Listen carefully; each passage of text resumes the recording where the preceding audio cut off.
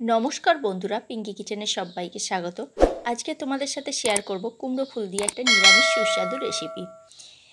তার জন্য নিয়ে নিয়েছি এখানে বেশ কিছুটা পরিমাণে কুমড়ো ফুল, একটা ঝিঙে আর একটা আলু।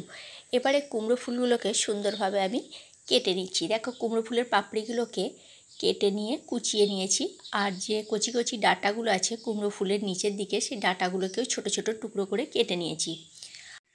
সমস্তটাই এখানে আমি খুব সুন্দরভাবে কুচিয়ে নেব। আর কুমড়ো ফুল একটু দেখে দেখে কাটতে হবে, কুমড়ো ফুলের ভেতরে কিন্তু ছোট ছোট পোকা থাকে, সেই জন্য দেখে দেখে একটু ভালোভাবে কেটে নিতে হবে। ভিডিওটা সম্পূর্ণ দেখার অনুরোধ রইল বন্ধুরা। দেখো, খুব সুন্দরভাবে আমি এখানে কুমড়ো ফুল, ডাঁটা, ঝিঙে আর ছোট ছোট করে আলুকে টুকরো করে নিয়েছি। এবারে সমস্ত সবজিগুলোই আমি ভালো করে ধুয়ে নেব। কুমড়ো ফুল কিন্তু ভালো করে ধুতে হবে, বারবার বলছি, কুমড়ো ফুলে কিন্তু পোকা থাকে। আর ঝিঙে আলু সমস্তটাই আমি ধুয়ে নিচ্ছি। এবারে গ্যাসের মধ্যে একটা কড়াই বসিয়ে দিয়েছি। কড়াইয়ে দিয়ে দিলাম 2 থেকে 3 চামচ মতো সরিষার তেল। তেলটা খুব ভালোভাবে গরম হয়ে গেছে। এবার তেলের মধ্যে দিয়ে দিচ্ছি কেটে রাখা আলুর টুকরোগুলো, আর দিয়ে দিলাম কুমড়ো ফুলের ডাঁটাগুলো। ডাঁটা আর আলু 2 মিনিটের জন্য নাড়াচাড়া করে একটু ভেজে নিতে হবে। গ্যাসের ফ্লেমটা মিডিয়ামে রেখেই রান্নাটা আমি করছি। বন্ধুরা, ভিডিওর রেসিপিটা যদি ভালো লাগে লাইক, কমেন্ট, শেয়ার করো। আর আমার চ্যানেলে যদি নতুন বন্ধু হয়ে থাকো তাহলে আমার চ্যানেলটা সাবস্ক্রাইব করার অনুরোধ রইল। আর পাশে থাকা বেল আইকনটা প্রেস করে দিও, তাহলে কি হবে, যখন কোনো নিত্য নতুন আমি ভিডিও আপলোড করব সাথে সাথে নোটিফিকেশান তোমাদের কাছে পৌঁছে যাবে, তোমরা ভিডিওটি দেখতে পাবে। আর ফেসবুক পেজ থেকে দেখে থাকলে আমার পেজটি ফলো করে নিও। ডাঁটা আর আলু ভেজে নেওয়ার পর দিয়ে দিলাম কেটে রাখা ঝিঙের টুকরোগুলো। ঝিঙেটা দেওয়ার পর আবারও 2 মিনিটের জন্য নাড়াচাড়া করে নিচ্ছি।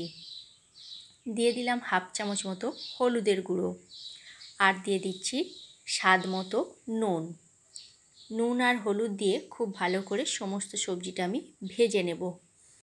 এই রেসিপিটা নিরামিষের দিনে গরম ভাতের সাথে দুর্দান্ত খেতে লাগে।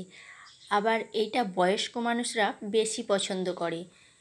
আমরা তো পছন্দ করি বন্ধুরা, কিন্তু বয়স্করা এটা বেশি পছন্দ করে। আবার এটা যদি হাতে মেখে করা হয় তার টেস্টটা আরও বেড়ে যায়।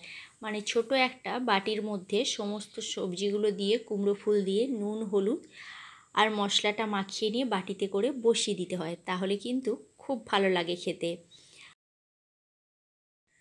তোমরা চাইলে এইভাবে কড়াইতেও করতে পারো, কিংবা ওই বাটিতে করেও করতে পারো, খেতে বেশ ভালো লাগবে। কুমড়ো ফুলটা দেওয়ার পর 2 মিনিটের জন্য নাড়াচাড়া করে ঢাকনা দিয়ে ঢেকে দিলাম। ততক্ষণ আমি মশলাটা রেডি করে নেব। 1 চামচ সাদা সর্ষে আর 1 চামচ পোস্ত আর একটি শুকনো লঙ্কা আমি এখানে শিলের মধ্যে বেটে নিচ্ছি। দেখো, 2 মিনিট পর আমি আবার ঢাকনাটা খুলে দিলাম। অনেকটা জল বেরিয়েছে ঝিঙেটা থেকে। আবার একটু নাড়াচাড়া করে নিলাম। এবারে যে মশলাটা আমি বেটে রেখেছি সেই মশলাটা আমি দিয়ে দেব এর মধ্যে।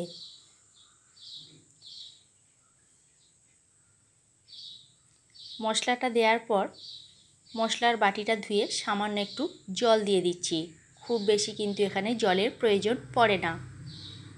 জলটা দেওয়ার পর আবার একটু নাড়াচাড়া করে নিলাম।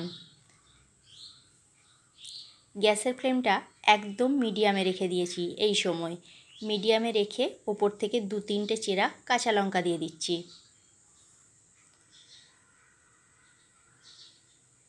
আমি এখানে ঝালের জন্য শুকনো লঙ্কা বেটে দিয়েছিলাম, কিন্তু কাঁচা লঙ্কাটা দিয়েছি টেস্টটা যাতে আরও বেড়ে যায়। আরও এখানে 3 থেকে 4 মিনিট আমি রান্না করে নিলাম।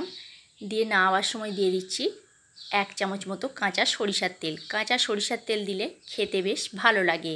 এবারে খুন্তিতে করে একটু চেপে চেপে মেট করে নিচ্ছি। দেখো, রান্নাটা আমার তৈরি হয়ে গেছে। কত সুন্দর দেখতে হয়েছে, আর খেতে অসাধারণ হয়। গরম ভাতের সাথে দুর্দান্ত লাগে। এবার এটা আমি নামিয়ে নেব। তাহলে কেমন লাগলো বন্ধুরা আমার এই কুমড়ো ফুলের সুস্বাদু নিরামিষ রেসিপিটা? অবশ্যই কমেন্ট করে কমেন্ট বক্সে জানিও তোমরা। আজকের মতো তাহলে এইখানেই, নেক্সট ভিডিওতে দেখা হচ্ছে।